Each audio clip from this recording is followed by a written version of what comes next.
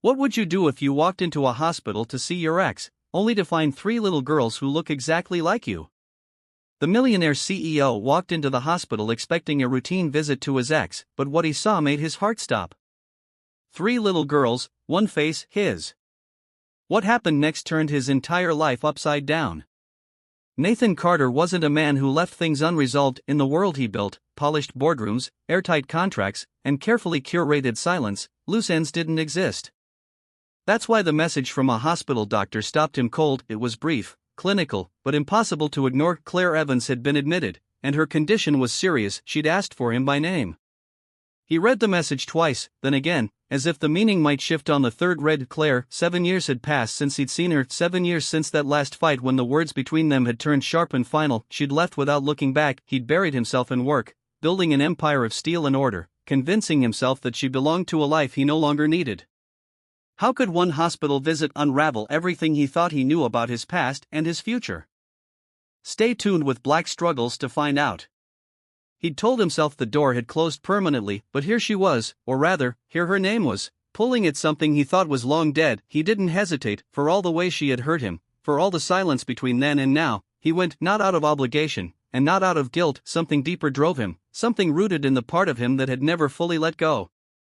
The hospital was cold in that way only medical buildings could be: clinical, echoing, too bright in some places and too shadowed in others. The front desk clerk gave him the room number with a practiced nod, and he made his way to the elevator, ignoring the itch of anxiety climbing up the back of his neck. He didn't know what he would find, he didn't know what she would say, but he wasn't prepared for what waited outside her door.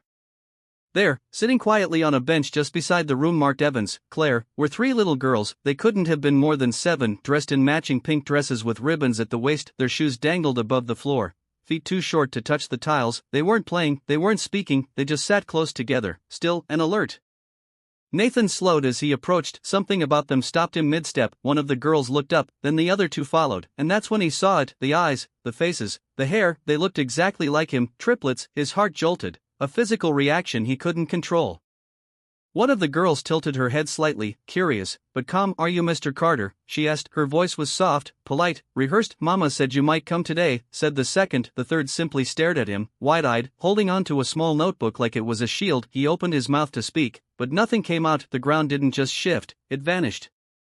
Claire had never told him she was pregnant. She had left without a word, and he had spent years building walls high enough to forget. But these children, 3 perfect reflections of him, broke through every layer he'd constructed. He turned toward the door, but hesitated, his hand hovering just above the handle. Inside was the woman who had once been his everything. Outside were 3 little girls who might be his. He had come to the hospital expecting to offer closure. Instead, he was standing at the edge of an entirely new beginning. Nathan stood frozen at the threshold, one hand resting on the door handle, the other clenched loosely at his side. Behind him, the 3 girls had gone quiet again, as if they sensed the gravity of the moment. His mind was racing. He tried to calculate what this could mean, how it could even be possible. Triplets, 7 years old, that lined up with the timing of Claire's disappearance, and yet, not once in all these years had there been a clue, not a word, not a sign. It was like she had vanished into a void, and now, just as suddenly, the truth had surfaced: 3 faces that mirrored his own, sitting quietly outside her hospital room. He finally gathered himself and pushed the door open slowly, carefully. The room was dimly lit, quiet except for the soft beeping of machines. Claire lay in the hospital bed, her skin pale against the stark white sheets, her breathing shallow but steady. She looked smaller than he remembered, more fragile, her usual fire dimmed beneath layers of exhaustion. Yet when her eyes fluttered open and found his, something sparked: recognition, pain, and something else: relief. "Nathan," she whispered, her voice dry and thin, but unmistakable. He stepped closer, his heart hammering so loudly he was sure she could hear it. "Claire," he said, struggling to find more words, but they didn't come. So many questions, and yet none of them seemed right to ask. She tried to sit up, but winced from the effort, and he gently placed a hand on her shoulder, easing her back into the pillow. "Don't," he said softly, "just rest." "I didn't think you'd come," she said. "I told myself I'd understand if you didn't." "I almost didn't," he admitted, taking the chair beside her bed. "I didn't know what to expect. I didn't know if I could face you again." Her eyes glistened. "I'm sorry, Nathan, for everything, for leaving the way I did, for not telling you. I was scared." He inhaled deeply, gripping the armrest as he fought to keep his voice steady. "Are they mine?" he asked, though he already knew the answer. He'd seen it written all over their faces. Claire nodded. "Yes, May, Lily, and Hope, they're yours." Nathan looked down, his vision blurring at the edges. He wasn't angry, he was overwhelmed. 7 years, 7 birthdays, 7 years of first steps, first words, scraped knees, lullabies, and late-night fears, all gone, all lost, and yet, somehow, there was still time, they were still young, they were still here. "Why didn't you tell me?" he asked, not accusatory, but quietly devastated. "I wanted to," Claire said 100 times, "but I knew the life you were building, I saw you rising, becoming everything you worked so hard to be. I was afraid that if I told you, it would unravel everything, that you'd come out of obligation, or worse, resentment. I didn't want them to feel unwanted." He closed his eyes for a moment, steadying himself. "You don't get to make that choice for me." "I know," she said, "I know that now." A long silence followed, machines beeped steadily. Somewhere down the hallway, a child laughed. Nathan sat with his hands clasped in front of him, elbows on his knees, staring at the floor. "There," he said quietly, "sitting right outside your room." Claire let out a soft breath. "They've been asking about you every day. I didn't tell them much, only that there was someone I used to love, someone important. When I got sick, I told them that if anything happened, they should ask the nurses to call you. I didn't know if you'd come, but they deserve to know who you are." He looked up at her again, her face pale, but still beautiful, and saw all the pain she had carried alone, all the choices she'd made, flawed, human, terrified, and somewhere deep beneath the ache of missed time, he felt something unexplainable, gratitude, because she hadn't chosen just silence, she had chosen to protect them, even when it cost her everything. "I want to meet them," he said finally. Claire nodded slowly. "They want to meet you, too."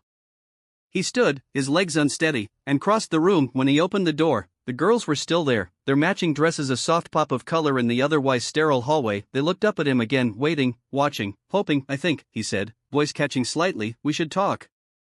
The three of them stood. May reached for Lily's hand. Hope held her notebook tightly to her chest. They stepped toward him as one, uncertain but open. He knelt down to their level, really looking at them now, not just as strange little girls in a hallway, but as pieces of himself. It was terrifying, and it was miraculous. "My name is Nathan," he said gently, "and I think I have a lot to learn about you." Hope smiled first, a small, brave smile, then Lily nodded. May didn't speak, but her eyes locked onto his, filled with something that looked a lot like recognition. In that moment, Nathan knew his life had already changed, not gradually, not someday, now, and he wasn't running from it, he was ready to begin. Nathan had always believed that nothing in life could catch him off guard. He had built his career on precision and preparedness, on anticipating outcomes before they happened and outthinking every opponent at the table, but nothing, no boardroom, no hostile takeover, no market crash, had ever made him feel the way he felt now, sitting across from 3 7-year-old girls who looked like younger, softer versions of himself. They sat around the small hospital cafeteria table, their legs too short for the chairs, their pink dresses bright against the sterile surroundings. Each of them had a carton of apple juice in front of them, and a small pack of crackers that none of them had touched. Nathan had offered to take them downstairs for a break while the nurses checked on Claire. He thought it might help. That maybe giving them a change of scenery would make everything feel less fragile, but now, sitting here, he realized. He didn't know what to say. He didn't know how to talk to children, not like this, not his children, his daughters. That word still echoed inside his mind like something out of a language he didn't speak yet. Lily, the most outgoing of the three, broke the silence first. "Do you like chocolate cake?" she asked, completely serious, as if it were the most important question in the world. Caught off guard, Nathan let out a breath that was almost a laugh. "I do," he said, "especially the kind with frosting that's way too sweet." She nodded solemnly, then turned to May and whispered something that made both of them giggle. Hope just watched him quietly, sipping her juice as if she were trying to solve a puzzle she hadn't quite finished yet. He leaned forward a little. "So, what do you like to do?" "You know, for fun." "Lily likes to draw animals," May said, her voice steady and low. "I like to read." Hope writes songs, but she doesn't let anyone hear them. "I don't write songs," Hope murmured, flushing red. "You do," Lily said, "you just hide them in your notebook." Nathan smiled, heart aching a little at the thought. These girls had entire lives, habits, interests, secrets that he had missed. They had inside jokes, routines, little sibling roles that he was only now seeing, and the strange part was how easily he wanted to be part of it all, not as an observer, as their father. He reached into his pocket and pulled out the small watch he always carried, not for time, but for memory. Claire had given it to him long ago, when they were young and stupid and in love. He didn't know why he brought it today, but now it felt like the right moment. He placed it on the table. "Your mom gave me this a long time ago," he said, "back when we thought we had everything figured out."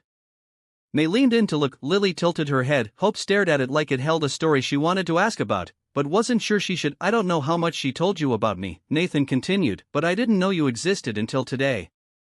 Hope blinked. Lily looked away. May nodded once, as if she had expected that. "She said you were busy," May said simply, "and that it wasn't your fault." Nathan felt the sting of those words deeper than he expected. Claire had protected them from the truth, but also from bitterness. Somehow, even in her absence, she had taught them grace. "I want to get to know you," he said, trying to keep his voice steady. "If you'll let me." There was a long pause, not uncomfortable, but full of consideration, of weight, of all the things that needed to settle in their minds before they could decide. Hope looked up first. "Do you have a house with stairs?" He blinked, surprised. "Yes, I do." "Can we visit it?" she asked, tentative, hopeful. "If you want to," he said gently, "whenever you're ready." Lily nodded firmly. "I want to see your fridge. I bet it doesn't have any snacks." Nathan laughed. "For real this time, you might be right." And just like that, something shifted. The air between them warmed, their voices became more relaxed, their questions more playful. They wanted to know if he could drive fast cars, if he ever fell asleep at work, if he liked cartoons or hated them. He answered everything honestly, even when it made him look ridiculous. It wasn't perfect, it was awkward and halting and unfamiliar, but it was real. When they walked back upstairs, the girl stayed close to him, not clinging, but present, like a small orbit forming around him. When Claire saw them coming together, her eyes filled again, but this time with something softer. Hope climbed into the chair beside her mother. May and Lily sat near the window, watching the sky. Nathan stood beside the bed and met Claire's gaze. "I want to be part of their lives," he said, voice low but firm. "Not just when it's convenient, all of it. School mornings, nightmares, piano recitals, whatever comes." Claire nodded slowly, a tear slipping down her cheek. "You already are," she said, and somehow, he believed her.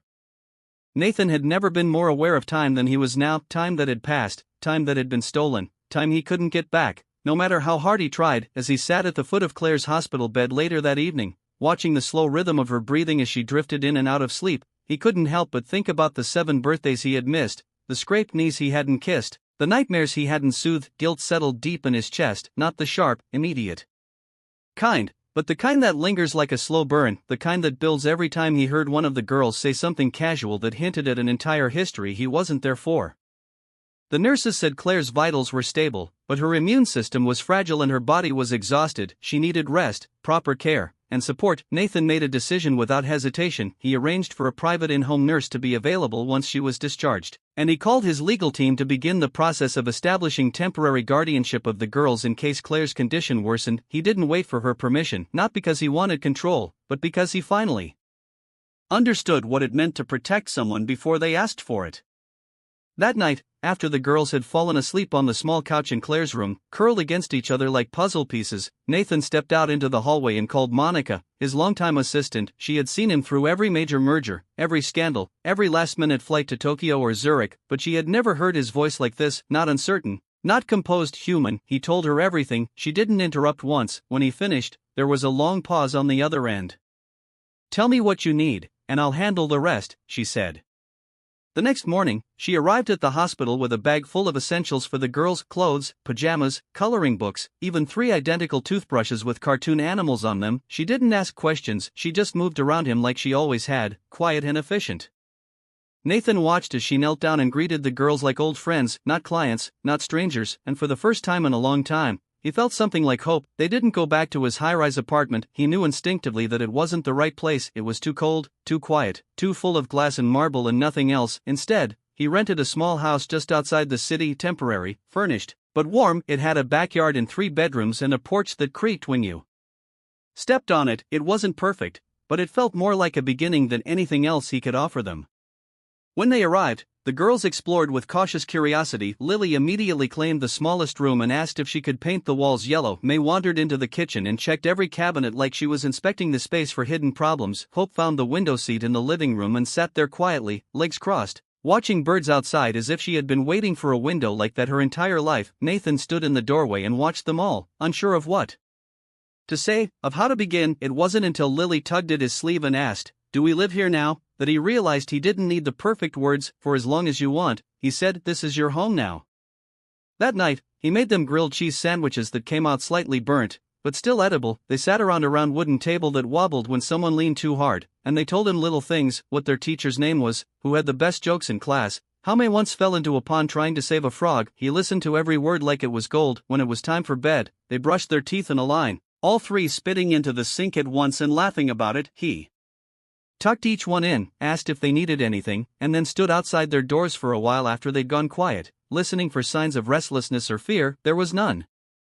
He didn't sleep that night. He sat in the living room with a blanket over his shoulders, Claire's medical report on the table beside him, and a glass of water growing warm in his hand. He stared out the window, listening to the wind rustle through the leaves, and wondered how much one person's life could change in just a few days. The man who had walked into that hospital a few days ago was gone, and this man, who burned sandwiches and bought princess-themed toothpaste and learned to braid hair from a YouTube video, was someone entirely new. He didn't know what the next day would bring. He didn't know how to be a perfect father, but he was here, he had shown up, and he was never walking away again. The days that followed felt like a balancing act on unfamiliar ground. Nathan woke early each morning, not to check stock reports or prep for investor meetings, but to quietly walk down the hallway and peek into 3 separate bedrooms to make sure each of the girls was still tucked beneath the blankets. Sometimes Lily had kicked hers off, one leg dangling over the edge of the bed. They usually lay perfectly still, arms crossed beneath her pillow. Hope almost always was curled up tight, hugging a stuffed rabbit Monica had picked out. The simple act of seeing them there brought him a peace he couldn't name, but it also deepened the ache in his chest. He was a stranger learning to be needed. The morning routine became sacred, though rarely smooth. Someone always spilled something: orange juice, cereal, toothpaste. Arguments over who got the blue spoon or which hairband matched which dress were now part of Nathan's reality. He learned to tie ponytails that weren't too tight and not too loose. He memorized how May liked her sandwiches cut diagonally, how Hope didn't like anything touching on her plate, and how Lily insisted on packing her own lunch, even if it meant there was nothing but crackers and a single banana inside. These weren't details he expected to know at 42. But they became the most important metrics in his life. Claire was still recovering. She'd been discharged, but was staying at a small care facility where she could rebuild her strength under supervision. Nathan visited her every day after dropping the girls off at school, sometimes bringing coffee, sometimes just sitting beside her while she rested. They didn't talk about the past much. There was too much in the present that needed tending, but every now and then, when the girls came up in conversation, their eyes would meet, and something unspoken passed between them: regret, gratitude, a shared understanding that they were rewriting something that had almost been lost. One evening, just after dinner, a knock came at the door. Nathan had just finished helping Lily with her homework while the others drew pictures at the table. He opened it without thinking and came face to face with a man he didn't recognize, mid-50s, pressed shirt, a face that held both familiarity and something cold. The man introduced himself as Richard Evans, Claire's father. Nathan hadn't known he was still alive. Claire had never spoken of him much, only that their relationship had been strained for most of her life. Now, here he was, standing at the front door, eyes scanning the hallway behind Nathan before settling on him with a look that held no warmth. "I heard what's happened," Richard said, "about Claire and the girls." Nathan hesitated, unsure of where this was going. "Claire is recovering, the girls are safe with me." Richard's tone sharpened. "And who exactly decided that? You walked back into her life for 5 minutes, and suddenly you're playing father." Nathan stepped outside, quietly closing the door behind him so the girls wouldn't hear. "I am their father," he said, "and I'm not playing at anything." Richard scoffed, arms crossed. "You don't think it's convenient that she didn't say a word for 7 years, and now suddenly you're a hero?" Nathan kept his voice low, steady. "I didn't come back to be a hero. I came back because I should have been there in the first place, and I'm not going anywhere now." There was a long, charged silence, then Richard's expression shifted, still cold, but calculated. "I'm petitioning for visitation, maybe more. Those girls are my grandchildren, whether you like it or not." Nathan felt the heat rise in his chest, but he forced himself to breathe. "You're not going to use them to punish Claire or to make up for what you lost with her. I won't let that happen." "I'll see you in court then," Richard replied, turning on his heel and walking away. Nathan stood on the porch for a long moment, absorbing the reality of what had just happened. Trouble was coming, and not the kind he could buy his way out of. This was going to be personal, deep, messy. He stepped back inside and saw all 3 girls watching from the hallway, their eyes wide. Sensing something had shifted, he knelt down and opened his arms, and they rushed to him without asking questions. He held them all tightly, suddenly afraid, not of losing a company or a fortune, but of losing them. That night, after they'd fallen asleep, he called Claire, told her what happened. She didn't sound surprised, just tired. "I knew he'd come eventually," she said. "He doesn't know how to love, only how to control." Nathan sat in silence, staring at the ceiling in the dark. "I won't let him take them," he said. "I know," Claire replied, and she believed him. For the first time in a very long time, someone truly did. The courtroom felt colder than any boardroom Nathan had ever walked into. It was smaller than he imagined, less grand, almost unimpressive in its plainness, but the weight in the air was heavier than any corporate negotiation he'd ever faced. This wasn't about numbers or contracts, it was about 3 little girls who had only just begun to see him as something steady, someone real, and now all of it, the trust he'd spent every waking moment building, was at risk of being dismantled by a man who had no part in their lives until now. Richard Evans sat across the room, rigid and silent, his lawyer doing all the talking. They painted a picture of concern of a grandfather stepping in to do what needed to be done after years of alleged absence by the father. The lawyer spoke about Nathan's career, his wealth, his status, subtly implying that he was too busy, too distant, too emotionally unavailable to raise 3 young girls. They referenced his public life, the lack of formal custody, the abruptness of his arrival. They even questioned Claire's judgment, suggesting that her health and mental clarity might be compromised after her illness. Nathan's jaw clenched as he listened. He had come prepared to defend himself, but he hadn't expected the accusations to feel so personal. It wasn't just about who had the legal right to raise May, Lily, and Hope. It was about whether or not he was capable of being their father, not in name, but in practice. When it was his turn to speak, Nathan stood slowly, adjusted his tie, and looked directly at the judge. His hands didn't shake, his voice didn't waver, but the emotion underneath was raw and unfiltered. "I didn't know about them," he began, "not until I walked into that hospital and saw 3 girls sitting outside a room in pink dresses, looking at me with eyes I recognized as my own. Claire made a choice, one I don't agree with, but I understand it. She did what she thought was best, and from the moment I knew, I chose to stay. I chose to become a part of their world, not because it was convenient, but because I realized nothing else I built matters as much as being their father."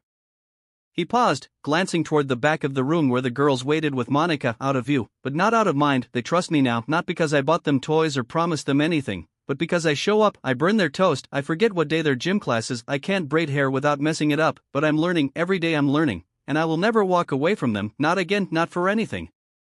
He sat down without waiting for a reaction. The judge nodded, making notes, then quietly requested to speak with Claire in private, followed by the girls. It was hours before the ruling came. Nathan sat outside the chambers, knees bouncing, fingers pressed together, waiting for the door to open. When it finally did, the judge re-entered the room and asked everyone to return to their seats. The final decision came with quiet, direct authority. Claire would retain full parental rights. Nathan would be granted legal joint custody. Richard Evans' petition for guardianship was denied, though supervised visitation was permitted once a month at Claire's discretion.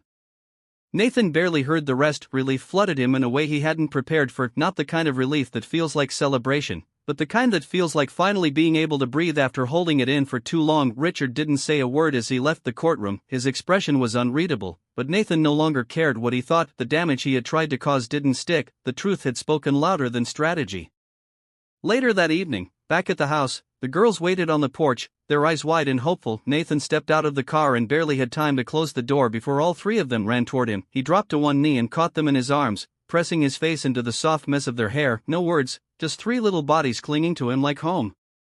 That night, Claire joined them for dinner. She was stronger now, her face no longer pale, her movements more sure. They sat around the table, laughter bubbling between bites of pasta and stories about school. Hope pulled her notebook from her backpack and asked Nathan to help her write a song. Lily showed him a picture she'd drawn of their house with 4 stick figures and a heart above them. May just smiled quietly, like she finally believed this life was hers to keep. Nathan watched them all, heart full, knowing he hadn't won a battle, he'd been given a beginning.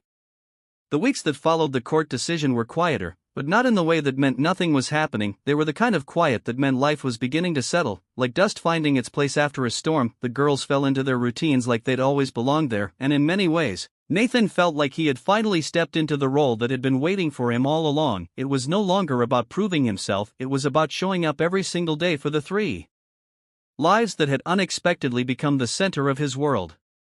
Each morning, he woke up to the sound of their footsteps running through the hallway, their voices layered in chaotic harmony as they argued about who stole whose socks or who got the last waffle. There was always noise, always motion, always little fingerprints on the fridge or crayon marks on the dining table. His once silent life now pulsed with energy, and he couldn't imagine ever going back. Claire had moved into a small house nearby, close enough to be part of the girls' everyday lives, far enough to give Nathan space to grow into this new identity without a safety net. They co-parented with unspoken ease, falling into a rhythm the way people do when the love between them, though changed, is still real and rooted in something deeper than romance. They spoke almost daily, mostly about the girls, May's new fascination with astronomy, Lily's attempt at organizing a sister band, Hope's quiet journaling sessions on the porch. Sometimes they talked about the past, about how different things might have been, but never with regret, only with gratitude for the way things had come together now. Nathan surprised himself with how much he enjoyed the simplicity of it all, picking up groceries with a list scribbled in crayon, learning how to make pancakes without burning them, sitting through a chaotic school play where Lily forgot half her lines, and Hope waved at him from the stage the entire time.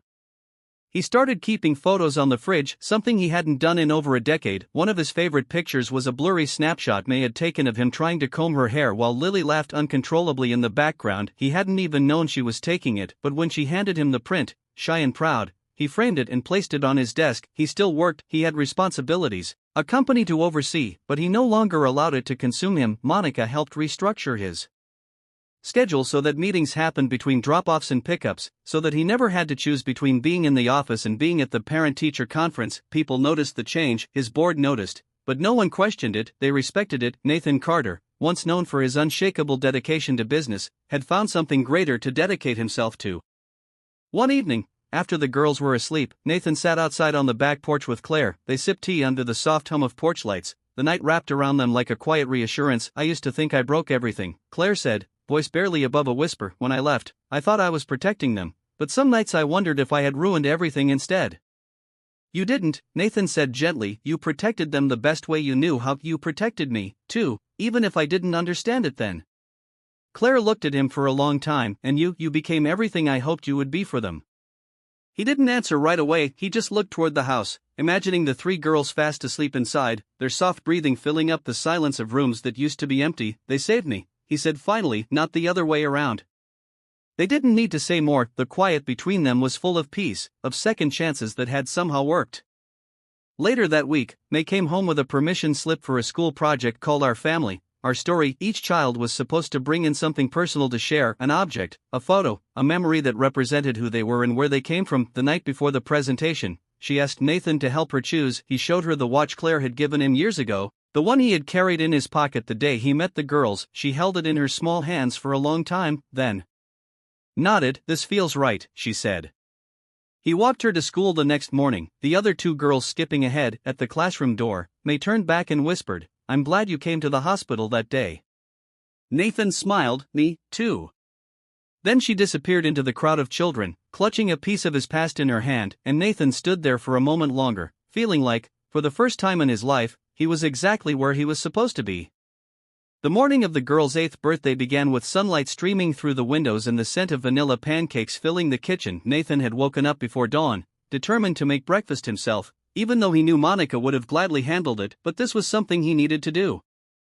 The house was still quiet, filled with that soft, warm stillness that only came before something special. He had wrapped their gifts the night before, 3 identical boxes with different colored ribbons, each carefully labeled with their names. Inside were lockets, silver and simple, engraved with the words "always, no matter what." As he flipped the last pancake onto a plate, he heard footsteps running down the hallway. The girls burst into the kitchen together, their hair still wild from sleep. Their eyes shining with anticipation, Lily shouted, "It smells like cake!" And Hope wrapped her arms around his waist without a word. May climbed onto a stool and looked at the table, her smile calm and certain. Nathan watched them and felt it again, that quiet sense of awe he had never been able to put into words. A year ago, he hadn't known they existed. Now he couldn't imagine a life without them. Every chaotic moment, every tear and tantrum and bedtime story had built something between them that felt unbreakable. They ate together, the girls giggling over syrup, and planning their own birthday party as if it were a royal event. Later that afternoon, Claire arrived, bringing a cake she'd made herself. Chocolate with raspberry filling, exactly the way Lily liked it. They set up balloons in the backyard, hung a banner across the fence, and let the girls invite a few close friends from school. It wasn't a glamorous event by any means, but it was full of color, laughter, and that unmistakable energy that comes when people feel truly loved. As the sun began to set, the girls gathered on a blanket in the grass, tearing open cards and whispering secrets to each other. Nathan watched from the porch, his arms crossed, a soft smile tugging at the corners of his mouth. Claire came to stand beside him, holding a glass of lemonade, her expression content. "She told me," Claire said, gesturing toward May, "that she wants to be a writer." Nathan nodded. "She already is, she just doesn't know it yet." They stood in silence for a moment, watching the three of them laugh so hard they tipped over onto the blanket in a tangle of limbs and squeals. It didn't matter that the yard wasn't perfect, that the fence leaned a little, or that the decorations were crooked. It was real, it was alive. After the party, once the guests had gone home and the backyard had fallen quiet, Nathan brought out the 3 gift boxes and placed them on the kitchen table. The girls gathered around, eyes wide, not expecting more. After the cake and games, he knelt down and handed each one their box. "I wanted you to have something to remember," he said, "something that's just yours." They opened them slowly, carefully. Inside each was a locket, the same shape, but with different engravings inside. For May, it read, "You see what others miss." For Lily, "You bring the light." For Hope, "Your quiet is powerful."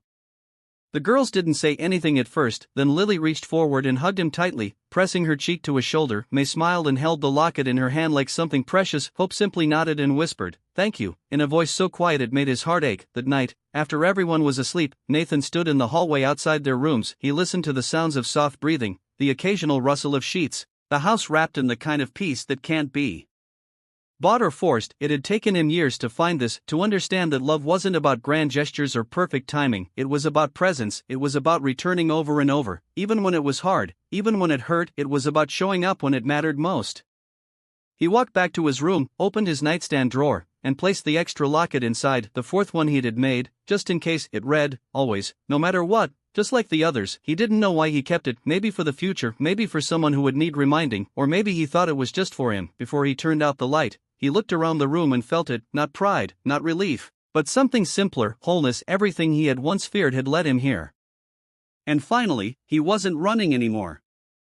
What makes the ending of this story so powerful isn't just the resolution, it's the quiet transformation of a man who had everything, yet didn't realize what he was missing until it looked him in the eyes and called him Dad. Nathan's journey isn't about a dramatic twist or a grand redemption arc, it's about something deeper and more honest, learning to show up, to stay, to love without conditions. The final chapter isn't wrapped in perfection, but in truth, it reminds us that family doesn't always come when we expect it, but when it does, we have a choice, to run or to rise, and Nathan chose to rise. That, to me, is the heart of it all. If this story touched your heart, let us know in the comments below, and don't forget to like and subscribe to Black Struggles to help us share more stories of love and redemption. We'll see you in the next one.